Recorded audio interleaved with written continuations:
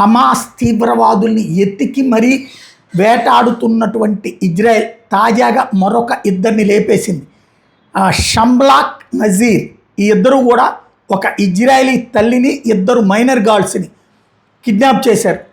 ఆ పైన రేప్ చేసి మర్డర్ చేశారు. అక్టోబర్ 7న జరిగినటువంటి దాంట్లో ఇది ఒక దారుణం. ఇజ్రాయెల్ డిఫెన్స్ ఫోర్సు ఆ మనుషులు ఇదిగో ఈ దరిద్రులే అనమాట. చూడండి, ఆ పక్కన వీడియోలో ఉన్న చూడండి, అది అక్టోబర్ 7 జరిగినటువంటిది. వాళ్ళని కిడ్నాప్ చేసి పట్టుకెళ్ళినప్పుడు ఎవరెవరు కిడ్నాప్ చేసింటే ఆ పక్కన ఎలిమినేట్ అని బోర్డు కనబడుతుంది చూడండి, వాళ్ళు కిడ్నాప్ చేసి పట్టుకెళ్ళింది.